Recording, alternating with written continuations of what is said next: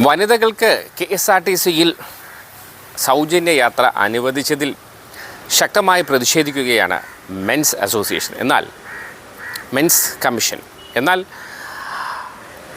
പ്രതിരോധത്തിൻ്റെ രീതി KSRTC bus തടയലോ അങ്ങനെ മറ്റു അനിഷ്ട സംഭവങ്ങളൊന്നുമില്ലാതെ പ്രതിഷേധിക്കുകയാണ് മെൻസ് കമ്മീഷൻ അംഗങ്ങൾ. എന്തായാലും രാഹുൽ ഈശ്വരും ഒപ്പം മുകേഷ് M. നായരും അടങ്ങുന്ന മെൻസ് കമ്മീഷൻ്റെ മെൻസ് അസോസിയേഷൻ്റെ പ്രവർത്തകർ എന്താണ് പറയാൻ ഉദ്ദേശിക്കുന്നത്, എന്താണ് അവർക്ക് പറയാനുള്ളതെന്ന് നമുക്ക് കേൾക്കാം. സ്ത്രീകൾക്ക് മാത്രമായി സൗജന്യ യാത്ര നൽകുകയും KSRTC ബസ്സുകളിൽ പുരുഷന് ആനുകൂല്യങ്ങൾ നൽകുന്നില്ല എന്ന കാര്യത്തിൽ പ്രതിഷേധവും വിഷമവും ഉണ്ട്. പക്ഷേ ഈ ബസ് തടയുന്നത് പോലുള്ള കാര്യങ്ങൾ തികച്ചും തെറ്റാണ്, അമിതമായ റിയാക്ഷൻസ് ആണ്. അത്തരം കാര്യങ്ങൾ ശരിയല്ല എന്നും കൂടി എടുത്തു പറയാൻ വേണ്ടിയാണ് ഈ പ്രസ് മീറ്റ് വിളിക്കുന്നത്. കേരളത്തിൽ കഴിഞ്ഞ വർഷങ്ങളിൽ വ്യത്യസ്ത പുരുഷ സംഘടനകളുണ്ട്. എല്ലാവരെയും നമുക്ക് വ്യക്തിപരമായി അറിയുന്നവരാണ്, എല്ലാവരോടും സഹകരിക്കുന്നവരാണ്, അവർ ചെയ്യുന്ന നല്ല കാര്യങ്ങളെ അഭിനന്ദിക്കുന്നവരാണ്.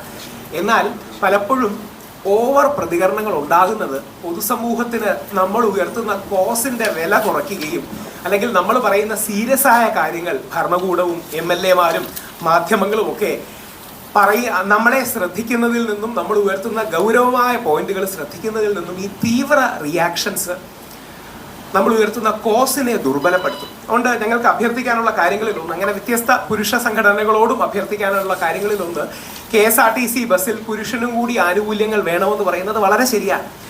പക്ഷേ സ്ത്രീകൾക്ക് ആനുകൂല്യം കൊടുക്കണ്ട എന്നുള്ള സമീപനം നമുക്ക് ആർക്കുമില്ല. സ്ത്രീകൾക്ക് ആനുകൂല്യം കൊടുത്താൽ ബസ് തടയണം എന്ന് പറയുന്ന സമീപനം ആർക്കുമില്ല. പലപ്പോഴും ഈ പ്രസ് മീറ്റ് വിളിക്കാനുള്ള കാരണം പല ആൾക്കാരും ഞങ്ങൾക്ക് സോഷ്യൽ മീഡിയയിലൊക്കെ മെസ്സേജ് അയച്ചിട്ട് ചോദിക്കുന്നു, നിങ്ങൾ എന്തിനാണ് ബസ് തടയാൻ പോണെന്നൊക്കെ. അപ്പോൾ ഈ ബസ് തടയലടക്കമുള്ള തീവ്രമായ നടപടികൾ ശരിയല്ലെന്ന് പറയാനാണ്. ഇന്നും ഞാനൊക്കെ ഏറ്റവും ചീത്ത കേൾക്കുന്ന കാര്യങ്ങളിലൊന്ന്, സവാദിനെ നീയൊക്കെ ന്യായീകരിച്ചില്ലേ എന്ന് പറയുന്നതാണ്. ഞാൻ പറഞ്ഞ സവാദിന്റെ ഒരു ചർച്ചയ്ക്ക് ഞാൻ ഇരുന്നിട്ടില്ല. സവാദ് രണ്ടാമത്തെ കേസിൽ പിടിക്കപ്പെട്ടപ്പോഴോ അല്ലെങ്കിൽ അദ്ദേഹത്തിനെതിരെ ആക്ഷൻ ഉണ്ടായപ്പോൾ ആദ്യ കേസിൽ സവാദിന്റെ ദുരനുഭവം നേരിട്ടുണ്ടെന്ന മസ്താനിയെ ഞാൻ വിളിച്ച് ക്ഷമ പറയുകയുണ്ടായിരുന്നു. മസ്താനിയോട് പറഞ്ഞു, ആദ്യ കേസിൽ മസ്താനിയെ സപ്പോർട്ട് ചെയ്യാൻ കഴിയാത്തതിലാണ് എനിക്ക് ക്ഷമ പറയാനുള്ളത്. ഞങ്ങളൊക്കെ വളരെ മോഡറേറ്റായി മിതത്വത്തോടു കൂടി പറയുന്ന ഓരോ വാക്കുകൾക്കും ഉത്തരവാദിത്വം ഏറ്റെടുത്ത് കാര്യങ്ങൾ ചെയ്യുന്ന എൻ്റെ വളരെ അടുത്ത സുഹൃത്തും ഞാൻ വളരെ ബഹുമാനിക്കുന്ന ഒരാളുമാണ് ശ്രീ ബോബി ചെമ്മണ്ണൂർ. ശ്രീ ബോബി ചെമ്മണ്ണൂർ ജയിലിൽ നിന്നിറങ്ങിയപ്പോൾ അദ്ദേഹത്തിന് പടക്കം പൊട്ടിക്കാനും മറ്റേ ലഡ്ഡു കൊടുക്കാനും ഒക്കെ പോകുന്നത് കോടതിയോടുള്ള അവഹേളനം കൂടിയാണ്. ഇതിന്റെ കാര്യം, ഇത് ഫെമിനിസ്റ്റുകളുടെ കുരു പൊട്ടിക്കണം എന്നുള്ളതല്ല പുരുഷാവകാശ പ്രവർത്തനം. ഞങ്ങളുടെ പുരുഷാവകാശ പ്രവർത്തനങ്ങളുടെ ഇടയിൽ ചില ആൾക്കാരുടെ ഒരു പ്രത്യേകതയുണ്ട്, സ്ത്രീകളുടെ അല്ലെങ്കിൽ ഫെമിനിസ്റ്റുകളുടെ, സ്ത്രീപക്ഷവാദികളുടെ കുരു പൊട്ടിക്കുക, അതാണ് അവരുടെ ഏറ്റവും ഇഷ്ടമുള്ള കാര്യം. അതുകൊണ്ട് നമുക്കൊരു ഗുണവുമില്ല. അത് ഈ ഓവർ റിയാക്ഷനാണ്. അതായത് സാമൂഹ്യ മാധ്യമങ്ങളിലടക്കം ഒരു ഓളം ഉണ്ടാക്കാനോ ഓവർ റിയാക്ഷൻ ഉണ്ടാക്കാനോ ചെയ്യുന്നതാണ്. അതുകൊണ്ട് ബഹുമാനപ്പെട്ട കേരള സർക്കാർ വളരെ ആലോചിച്ചാണ്. അപ്പം കേരള സർക്കാരിന് കോടിക്കണക്കിന് രൂപയുടെ എക്സ്ട്രാ എഫേർട്ട് വേണ്ടി വരും ഈ KSRTCയിലെ സ്ത്രീജനങ്ങളുടെ യാത്രയുടെ കാര്യം ശരിയാക്കാൻ. അത് ശ്രീ CP ജോണും ശ്രീ VD സതീശനും കൂടെ കണ്ടെത്തിക്കോളും. നമുക്ക് അതിനോടൊന്നും അല്ലല്ലോ വിയോജിപ്പുള്ളത്. എന്നാൽ പുരുഷനും കൂടി ഏതെങ്കിലും രീതിയിൽ ആനുകൂല്യങ്ങളും സൗജന്യങ്ങളും കൊടുക്കണം. ഉദാഹരണം, പ്രായമായ പുരുഷന്മാർക്ക് എന്ന് പറയുന്ന ക്രിയേറ്റീവായ, പോസിറ്റീവായ, സർഗാത്മകമായ സമീപനങ്ങളോ ഫീഡ്ബാക്കോ ക്രിറ്റിസിസത്തിനോ അധികമായിട്ട് ചില ആൾക്കാരെങ്കിലും, അതായത് ബസ്സുകളുടെ ഫ്രണ്ടിൽ തടയുമെന്നും ബസ്സുകളിൽ നിയമം വിരുദ്ധം ബസ്സുകളിൽ പുരുഷന്മാർ ഫ്രീ ആയിട്ട് കയറി യാത്ര ചെയ്യണമെന്നും എന്നൊക്കെ പറയുന്നത് നിയമത്തോടുള്ള അവഹേളനമാണ്, KSRTCയോടുള്ള അവഹേളനമാണ്. പാവപ്പെട്ട ഏതെങ്കിലും ഒരു കണ്ടക്ടറായിരിക്കും അവിടെ നിൽക്കുന്നത്, ആ കണ്ടക്ടറുടെ കയ്യിൽ നിന്ന് കാശ് പോകുന്ന ഗതികേടിലേക്ക് വരും. അതുകൊണ്ട് അഭ്യർത്ഥിക്കാനുള്ള കാര്യങ്ങളുടെ ഏറ്റവും, ആരെയും പേരെടുത്ത് പറയുന്നില്ല, ആരെയും വിഷമിപ്പിക്കുന്നില്ല, ആരെയും വിമർശിക്കുന്നില്ല. പക്ഷേ പറയാനുള്ള കാര്യം, നമ്മൾ മുമ്പോട്ട് നിലപാടുകൾ വെക്കുമ്പോൾ പൊതുസമൂഹത്തിനും കൂടി സ്വീകരിക്കപ്പെടണം. ഞാനും മുകേഷും ഒക്കെ പ്രസ് മീറ്റിലൊക്കെ ഇരിക്കുന്നതിനും പലതവണ ആലോചിക്കാം, നമ്മൾ ഏതെങ്കിലും ഒരു വാക്ക് പറഞ്ഞാൽ തെറ്റിപ്പോകരുത്, നമ്മൾ സ്ത്രീവിരുദ്ധരല്ല, സ്ത്രീവിരുദ്ധരായി ചിത്രീകരിക്കാൻ മറ്റൊരാൾക്ക് അവസരം കൊടുക്കരുത്, നമ്മൾ പറയുന്ന കാര്യങ്ങൾക്ക് വലിയ സൂക്ഷ്മത വേണം, വലിയ കൃത്യത വേണം, അല്ലാതെ പോകരുത്. ഇപ്പം ഞങ്ങളൊക്കെ സീരിയസ് ആയിട്ട്, അതായത് വളരെ ഗൗരവത്തോടെ ഒരു നിയമത്തിന്റെ പടിപ്പുരയിലാണ് സ്ത്രീകൾക്ക് ഇപ്പം അതിജീവിത എന്നാണ് സ്ത്രീകളെ വിളിക്കാറുള്ളത് ഒരു കേസിൽ വന്നാൽ. അതേപോലെ പുരുഷനെ ആരോപിതൻ എന്ന് മാത്രമേ വിളിക്കാവൂ. പുരുഷന്റെ ഐഡന്റിറ്റിയും പേരും പറയാൻ പാടില്ല. റീസണബിൾ ആയ ഒരു നിലപാടാണ് ബഹുമാനപ്പെട്ട കേരള ഹൈക്കോടതിയുടെ ഡിവിഷൻ ബെഞ്ച് ഹേമ കമ്മിറ്റിയിൽ പറഞ്ഞ ഒരു ഉത്തരവ് ഇങ്ങനെയാണ്. അതായത് ഹേമ കമ്മിറ്റിയുടെ കോണ്ടെക്സ്റ്റിൽ ഹൈക്കോടതി പറഞ്ഞു, പുരുഷന്മാരുടെ പേരും വെളിവിടാൻ പാടില്ല, അവർക്കും സ്വകാര്യതയുണ്ട്. ഈ വിധിയെ എടുത്ത് ഒരു നിയമമാക്കി മാറ്റി ഞങ്ങൾ MLA-മാരുടെ അടുത്ത് ക്യാമ്പയിൻ ചെയ്യാൻ നിൽക്കുക. നാളെ ഞങ്ങൾ MLA-മാരുടെ അടുത്തും മന്ത്രിമാരുടെ അടുത്തും ചെല്ലുമ്പോൾ അവർ കളിയാക്കി ഞങ്ങളോട് ചോദിക്കരുത് നിങ്ങൾക്ക് ബസ് തടയാൻ പോയിട്ട് എന്തായി. ഇതിന്റെ പ്രശ്നം ഏതെങ്കിലും രീതിയിൽ അപക്വമായ നിലപാടുകൾ നമ്മൾ എടുക്കുമ്പോൾ പുരുഷാവകാശം എന്ന കോസ് തന്നെ ദുർബലപ്പെടുകയാണ്. അപ്പം അതുകൊണ്ട് വളരെ താഴ്മയോടെ അഭ്യർത്ഥിക്കാനുള്ളത്, പ്രത്യേകിച്ച് നല്ല വൈബ്രൻ്റായ ഒരുപാട് പുരുഷാവകാശ പ്രവർത്തകരുണ്ട്, അവരോട് പറയാനുള്ളത് ഞങ്ങളടക്കം ആരുടെയും മിഷൻ മെൻസ് കമ്മീഷന്റെ അടക്കം ആരുടെയും പിന്തുണ ബസ് തടയലിനില്ല. പ്രതിഷേധത്തിന് മറ്റും കാര്യമുണ്ട്, അല്ലെങ്കിൽ വിഷമമുണ്ട്, സർക്കാരിനോട് അഭ്യർത്ഥിക്കാം. പക്ഷേ എക്സ്ട്രീം നിലപാടുകളിലേക്കും നടപടികളിലേക്കും ആരും പോകരുത്. ഏറ്റവും മിതമായി സ്ത്രീകളെ അനുകൂലിച്ച് സ്ത്രീകൾക്ക് പരിഗണനയും മുൻഗണനയും കൊടുക്കണം എന്ന് വിശ്വസിച്ചുകൊണ്ട്, എന്നാൽ പുരുഷനെ അവഗണിക്കരുത് എന്ന് മാത്രമാണ് ലിമിറ്റഡ് പോയിന്റ്സ്. അത്തരം പോയിന്റുകൾ വിജയിപ്പിക്കാൻ പോലും ഞങ്ങൾ ബുദ്ധിമുട്ടുന്ന കാലത്ത് ഈ ബസ് തടയും തുടങ്ങിയ കാര്യങ്ങൾ പറയുന്നതിന് എന്തർത്ഥമാണോ എന്നുള്ളതെന്ന് എനിക്കറിയില്ല.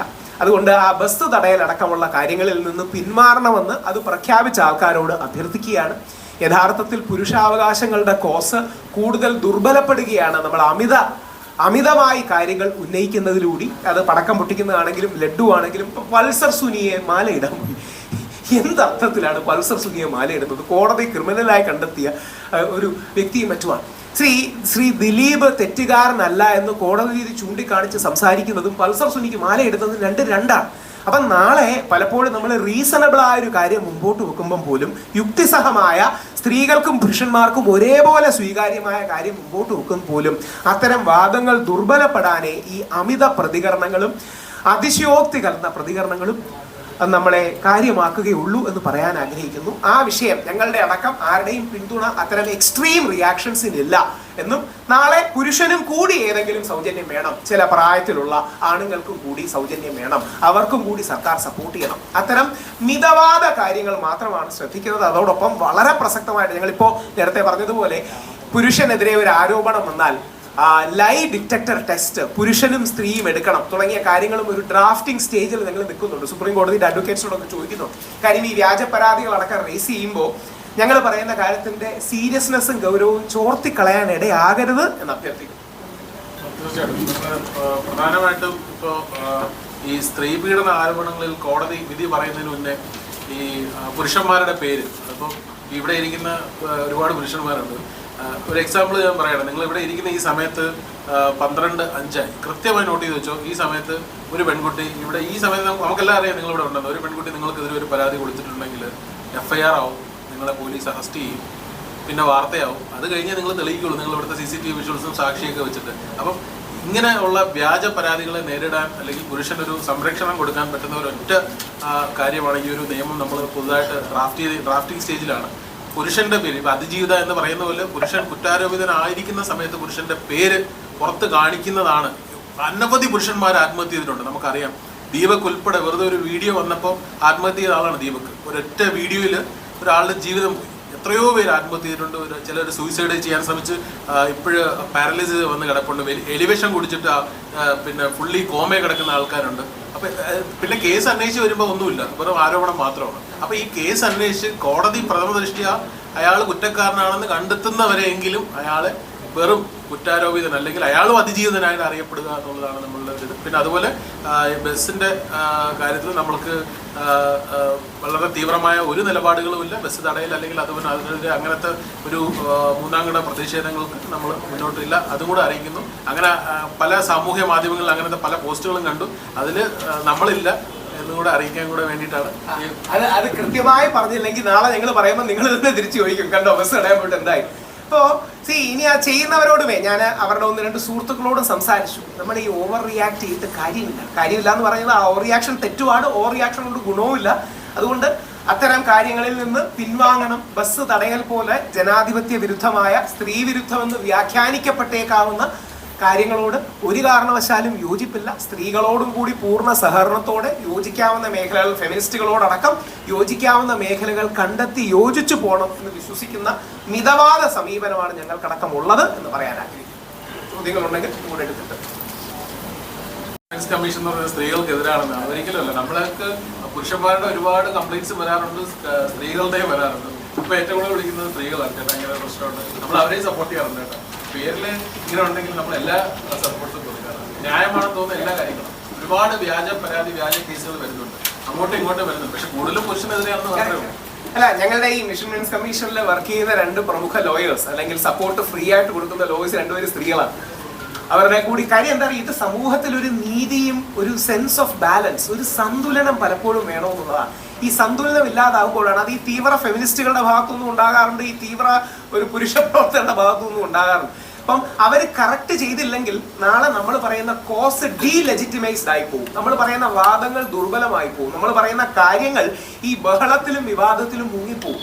ഇതുകൊണ്ട് ആർക്കും ഗുണമില്ല. വേണമെങ്കിൽ മാധ്യമ ചർച്ചകൾ ഉണ്ടാകാം, ഒരുപക്ഷെ വാർത്തകൾ ഉണ്ടാകാം, എന്നതിനപ്പുറം സീരിയസ് ആയിട്ടൊരു പോളിസി മാറ്റമോ നയമാറ്റമോ ഉണ്ടാകും. ഞാനിപ്പോൾ കോൺഗ്രസിൽ 1-2 മന്ത്രിമാരോടും MLA മാരോടും സംസാരിക്കുന്നുണ്ട്. ഏതെങ്കിലും രീതിയിൽ അവർ പറഞ്ഞു തൽക്കാലം പുരുഷ കമ്മീഷനേക്കാൾ കൂടുതൽ സ്വീകാര്യത നിയമത്തിനായിരിക്കും കിട്ടുക. മതി, ഒരു ഗുണമുള്ള എന്തെങ്കിലും നടക്കട്ടെ. എത്രയോ വർഷങ്ങളായി ഞങ്ങൾ ശ്രമിക്കുകയാണ്. മാധ്യമ വാർത്തകൾക്കും ചർച്ചകൾക്കും അപ്പുറം ഗുണമുള്ള എന്തെങ്കിലും ഒരു കാര്യം നടക്കണം. അതുകൊണ്ടാണ് പുരുഷ കമ്മീഷന്റെ പ്രവർത്തനങ്ങൾ പോകുന്നുണ്ട്. അതിനേക്കാൾ പ്രാധാന്യത്തോടെ നിയമപരിഷ്കരണം. പുരുഷനെയും ആരോപിതനെന്ന്, സ്ത്രീയെ അതിജീവിതയെന്നും പുരുഷനെ ആരോപിതൻ എന്ന് മാത്രം വിളിക്കുന്ന ഒരു ഘട്ടത്തിലും നിയമത്തിന്റെ ക്യാമ്പയിൻ ഇതിലാണ് ഇത്തരം കോസുകൾ അതുകൊണ്ട് ഡീലെജിറ്റിമൈസ് ചെയ്യപ്പെടരുതെന്നുള്ളത് കൊണ്ടാണ്. ഒരു കാര്യം കൂടെ, ഏകദേശം 1 വർഷം മുമ്പാണ് ഒരു വ്യാജമായ ഒരു പോക്സോ കേസ് എനിക്കെതിരെ വന്നത്. പോലീസ് അന്വേഷിച്ച് കോടതിയിൽ നിരപരാധിയാണെന്ന് റിപ്പോർട്ട് സമർപ്പിച്ചു, കോടതി അത് അംഗീകരിച്ചു. അതുവരെ പക്ഷെ എൻ്റെ പേര് ചാനലിൽ ഇപ്പോഴും ന്യൂസിൽ സെർച്ച് ചെയ്താൽ വരും, മുകേഷ് നായർ പോക്സോ കേസിൽ പ്രതിയെന്ന്. പക്ഷെ തിരിച്ച് വാർത്ത പുള്ളി നിരപരാധിയെന്ന് കോടതി കണ്ടെത്തി എന്നുള്ള വാർത്ത വളരെ കുറവേ വരാറുള്ളൂ. അതാണ് അതിൻ്റെ അകത്തുള്ള ഒരു തമാശ. അതുകൊണ്ട് ഈ ഒരു നിയമം വളരെ ശക്തമായിട്ട് നമ്മൾ അതിനായിട്ട് മുന്നോട്ട് പോവുകയാണ്. ഈ ഒരു കോടതി പ്രഥമ ദൃഷ്ട്യാ കുറ്റക്കാരനായിട്ട് കാണുന്നവരെ നമ്മൾ ഒരാളുടെ പേര്, സ്ത്രീയുടെ പേര് അതിജീവിത എന്ന് പറയുന്നത് പോലെ അതിജീവിതൻ എന്ന് പറയണമെന്നാണ് നമ്മളുടെ. മുകേഷിനെ പൊതുസമൂഹം ചേർത്ത് പിടിച്ചു. മുകേഷിന്റെ കേസിൽ തന്നെ മന്ത്രി അടക്കം ചില ആൾക്കാർക്കെതിരെ ആക്ഷൻ എടുക്കണമെന്ന് പറഞ്ഞു. പക്ഷേ ഇപ്രാവശ്യം സെലിബ്രിറ്റി സ്റ്റാച്ചറും മറ്റും കാരണമാണ് എല്ലാ പുരുഷന്മാർക്കും ഇത് കിട്ടിക്കൊള്ളണമെന്നില്ല. അവിടെയാണ് മുകേഷും ഞാനടക്കമുള്ള ആൾക്കാർ നമ്മളാൽ ചെയ്തു കൊടുക്കുന്ന കാര്യങ്ങൾ ചെയ്യുന്നത്. അത് ഓവറാക്കാതെ ചെയ്യണം. നമ്മുടെ ഭാഗത്തുനിന്നും അങ്ങനെ ഓവറായിട്ടോ അമിതമായ പ്രതികരണം ഉണ്ടെങ്കിൽ നിങ്ങൾ പറയണം, നമ്മളത് കറക്റ്റ് ചെയ്യാൻ തയ്യാറാണ്. തീർച്ചയായും ഞാൻ പറയാൻ വിട്ടൊരു കാര്യമായിരുന്നു, നമ്മൾ കഴിഞ്ഞ പ്രവേശനോത്സവത്തിൽ ഞാൻ പങ്കെടുത്ത വലിയ വിവാദമായിരുന്നു. അന്ന് ഞാൻ കേസിൽ ജസ്റ്റ് ആന്റിസിപ്പേറ്ററി ബെയിൽ കിട്ടി നിൽക്കുന്ന സമയത്ത് കോടതി പ്രഥമ ദൃഷ്ട്യാ നിരപരാധിനെ കണ്ടുകൊണ്ടാണ് ആന്റിസിപ്പേറ്ററി ചെയ്യുന്നത്. അത് കഴിഞ്ഞ് 1 മാസം കഴിഞ്ഞാണ് എൻ്റെ റിപ്പോർട്ട് കോടതി ഫയലാവുന്നത്. അപ്പോൾ ഭയങ്കര വിവാദമായിരുന്നു. ഇപ്പോൾ ഇപ്രാവശ്യം ഒരു ഗവൺമെന്റ് സ്കൂളിലാണ് ഞാൻ പങ്കെടുത്തത്. അപ്പം ആരും അറിഞ്ഞുപോലുമില്ല, ഞാൻ സോഷ്യൽ മീഡിയ ഇട്ടതിലപ്പുറം. എന്തായാലും സന്തോഷം. നിങ്ങൾ എല്ലാവരും സപ്പോർട്ട് വേണം. Thank you.